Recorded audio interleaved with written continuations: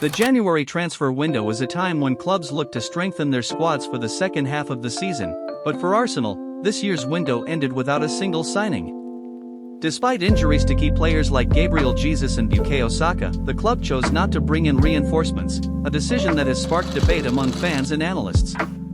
Manager Mikel Arteta expressed his disappointment over the lack of signings but also praised the club's disciplined approach in the transfer market.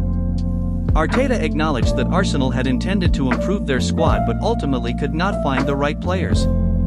He stated that while the injuries had impacted the team, the club remained committed to only signing players who could make a real difference. The manager emphasized that Arsenal needed to stay financially responsible, ensuring that any new addition aligned with the club's long-term vision.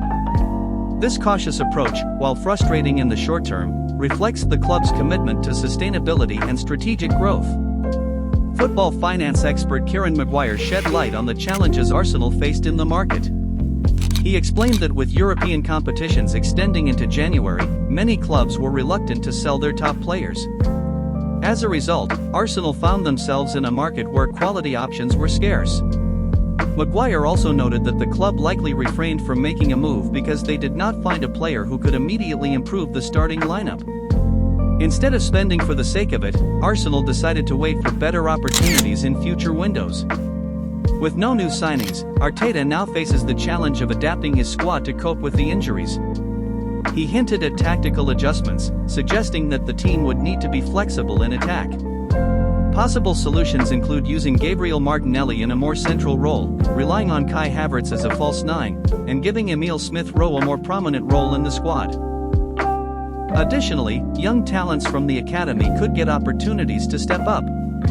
While these options provide short-term solutions, they also carry risks, as Arsenal will need to carefully manage their players to avoid further injuries. Despite not making any signings, Arsenal allowed several players to leave in January. Young defenders Aiden Hebben and Josh Robinson joined Manchester United and Wigan Athletic, respectively, while Brazilian forward Marquinhos moved to Cruzeiro on loan.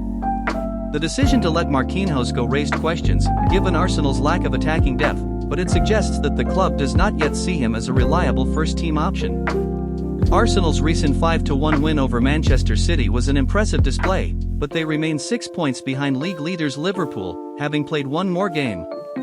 The decision not to strengthen the squad means Arsenal will have to rely on their existing players to maintain their title challenge. The key factors that will determine their success include the recovery timelines of Saka and Jesus, the team's ability to manage fatigue, and the performance of their rivals.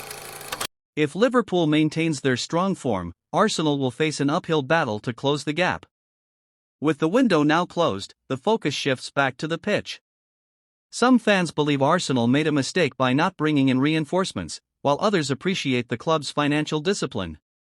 The coming months will reveal whether this decision helps or hurts Arsenal's ambitions.